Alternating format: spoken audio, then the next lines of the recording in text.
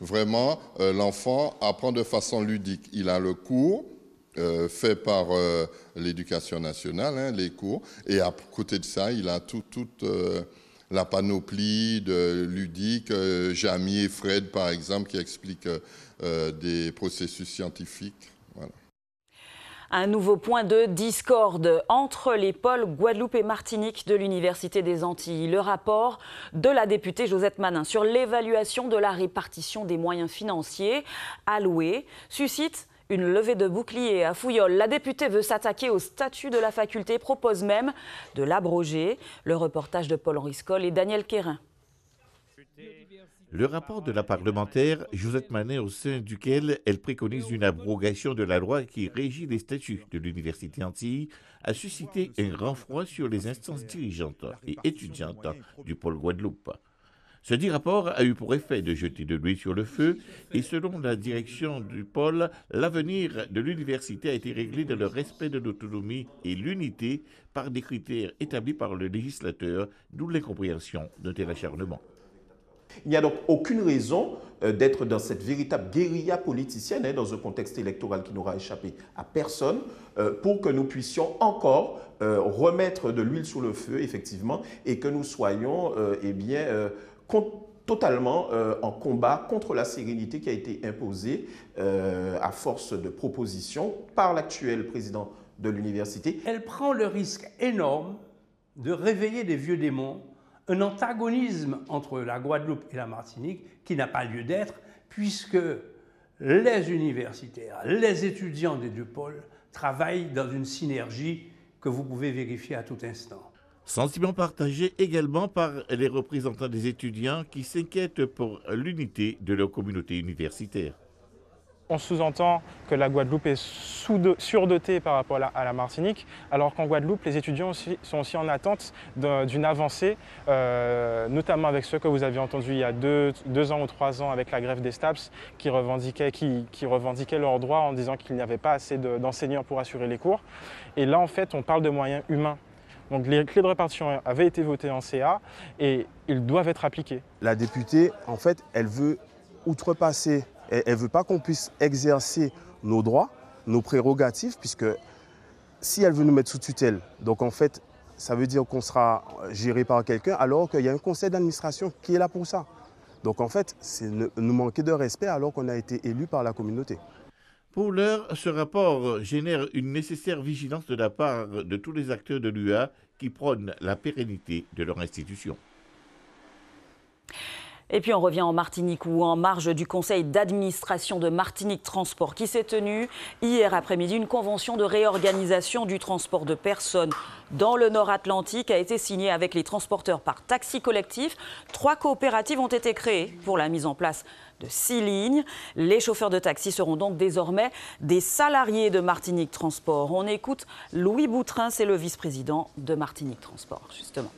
Ceux qui étaient atteints par la limite d'âge ont fait valoir leurs droits au départ. Donc, nous avons effectivement mis en place le dispositif d'aide à cessation d'activité. Et puis, ceux qui sont en âge de travailler, nous leur avons proposé d'être salariés des 3 coopératives qui vont assurer cette mission de service public. Ce sont des conventions d'obligation de service public et de compensation. On les oblige à prendre les passagers de 5 h du matin jusqu'à 19h30, 20h. Et en contrepartie, Martinique Transport va compenser le manque à gagner. Nous allons, là encore, faire l'acquisition de véhicules roulants et les salariés, les conducteurs des autobus seront salariés des 3 coopératives sur le Nord Atlantique. Cette disparition inquiétante à présent, celle de Jocelyne Pélage-Zulméa. Voyez cette photo, elle a 65 ans. La dernière fois qu'on l'a vue, elle portait une robe fleurie. Si vous avez des informations, merci de contacter le commissariat de police de Fort-de-France au 0596 59 40 00. Une photo que nous n'avons pas pu donc vous diffuser, que nous vous proposerons dans le journal de ce soir. Santé maintenant, bref, 2 épidémies sont en cours sur notre île, la gastro-entérite aiguë et la grippe. 5 patients sont actuellement hospitalisés en réanimation pour le virus de la grippe de type A. On dénombrait 620 consultations pour le syndrome grippal chez les médecins généralistes la semaine dernière et 3500 consultations pour une gastro-entérite aiguë depuis le début de l'année. Alors soyez bien sûr très prudents. Et puis, c'est l'information de la matinée dans l'Hexagone, le rapatriement de 200 Français partis de Wuhan hier soir. Ils ont quitté le berceau de l'épidémie de coronavirus en Chine et ils viennent de se poser à Istres dans les Bouches-du-Rhône. Leur arrivée soulève d'ailleurs de nombreuses questions là-bas et des inquiétudes. Ils seront placés en quarantaine pendant une quinzaine de jours. Dans le reste du monde, une page se tourne aujourd'hui, à minuit ce soir, heure de Paris. Le Brexit aura lieu. Après 3 ans de négociations, nous reviendrons plus longuement sur cette information dans notre édition de ce soir. Sport à présent, les autorités en Martinique tentent de réagir face à la violence sur les stades. Après les incidents du match entre le club franciscain et le club colonial, c'était en tout début d'année. Le parquet de Fort-de-France, la Ligue de football de Martinique et la section régionale Martinique de l'Union nationale des arbitres viennent tout juste de signer une convention. C'était aujourd'hui en fin de matinée. Elle vise à renforcer leur coordination pour mieux répondre à ces phénomènes. Les précisions de Jean-Claude Varus, secrétaire général de la Ligue de football de Martinique, au micro de Maurice Violton et François Marlin. Il est stipulé dans cette convention que lors de faits d'actes d'incivilité, l'arbitre pourra déposer plainte auprès de la gendarmerie, quelle que soit la gendarmerie. Dans les 24 heures, la gendarmerie pourra ouvrir une enquête de flagrance. À ce titre, le procureur va donner des instructions au service de gendarmerie et de police pour accélérer les enquêtes. Une fois l'enquête terminée, le parquet pourra se saisir et faire en sorte que la procédure judiciaire soit accélérée. C'est un signal fort pour dire que, au fait, l'arbitre aujourd'hui est considéré à une mission comme celle du gendarme, du pompier, et qu'il faut renforcer sa protection. Et Christophe Arnerin nous a rejoint comme tous les vendredis pour faire le point sur les rencontres sportives du week-end. Bonjour Christophe. Bonjour Stéphanie. Alors on commence avec le trail, le retour de la mythique qui rallie le Prêcheur à Grand-Rivière, sacrée course. Tout à fait, on devrait dire même les mythiques puisqu'en fait il y a 3 courses qui sont proposées. Il y a tout d'abord la mythique, comme vous le connaissez très bien, cette course de 41 km avec un dénivelé de 2670 mètres, ça laisse rêveur, qui s'adresse au profil boulangimélien confirmé. Il y a aussi la mythique Yole de 23 km qui fait le bonheur des amateurs et la Timythique de 13 km qui s'adresse aux débutants avec cette année une boucle à l'habitation Céron avant de retourner vers le Prêcheur. Et puis sur ces 3 courses, les départs sont prévus entre 5h30 et 7h. On rappelle que la mythique course de 41 km est qualificative pour les championnats de France. On le voit à l'image. L'an dernier, c'est Jordan Mionze qui avait été le plus rapide en 5h, 2 minutes et 13 secondes. Chez les femmes, c'est Elisabeth Roublik qui avait remporté la course avec un temps de 6h, 29 minutes et 54 secondes. Vous allez la tenter ? Tout à fait. Je suis déjà prêt. Ok. On y va ? Allez, handball maintenant. C'est la 14e journée du championnat de pré-national. On va vous suivre. Oui, et surtout, malheureusement, on n'a pas d'infographie, mais sachez tout de même qu'il y aurait une rencontre ce week-end. Alors, on va le voir. Parmi les rencontres phares, on voit ce match masculin qui aura lieu entre l'Étoile de Gondo et le TS franciscain. Le 2e au classement de pré-national reçoit le 3e. Si 5 points séparent ces 2 équipes sur le parquet, la rencontre risque d'être relativement serrée. Surtout que le TS franciscain qui ne doit pas prendre ce match à la légère puisqu'il risque d'être rejoint par l'Espoir de Floréal qui rencontre ce soir l'UJ Redoute, donc en grosse difficulté cette saison. Et puis juste pour vous rappeler tout de même qu'il y aura également un match intéressant du côté du Réveil sportif, c'est chez les femmes cette fois, qui ira défier le Club Sport. Là aussi, énormément d'enjeux dans ce match.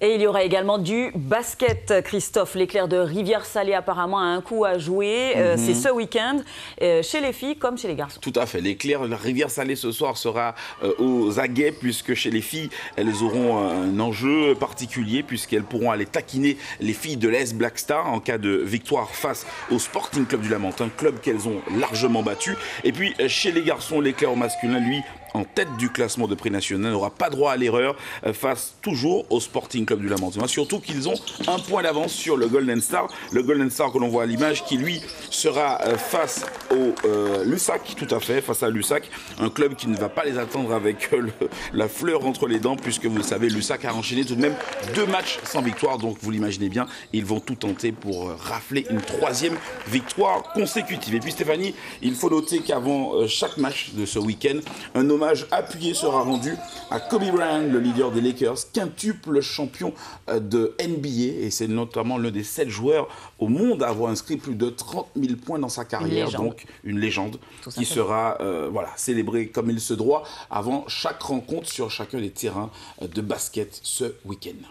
Et puis, si vous préférez aller bas de l'an, mais Kenny Gomier dimanche. Ah oui, qui est belle, voilà, 3e journée du championnat ce week-end, avec, vous l'imaginez bien, beaucoup d'enjeux sur le plan d'eau de Sainte-Luce, au large de la plage de Gros Raisin.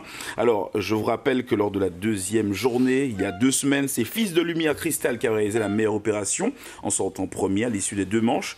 Au classement général, c'est Welcome Loca devant Fils de Lumière Cristal et Tombé Lévé qui forment le trio de tête. La première course est prévue donc ce week-end à partir de 9h pour le challenge jeune et à 11h pour le challenge des adultes. Un petit mot, Stéphanie, si vous permettez, pour dire tout de même qu'il y aura également de l'athlétisme, il y aura aussi de la natation avec notamment la dernière catégorie, la dernière compétition pour les catégories maîtres avant le championnat de France maître qui aura lieu pour la première fois en Martinique. Ce sera en fin du mois de février. Et puis, comment ne pas finir en disant un petit mot pour nos confrères de France Antilles, et notamment la rédaction sport qui vit des moments très difficiles avec la liquidation judiciaire de ce quotidien, cher à notre cœur. En tout cas, je pense très fort à eux, je les croise sur le terrain et j'espère vraiment qu'ils pourront rebondir très vite avec un autre magazine écrit, en tout cas en presse écrite. On en a besoin.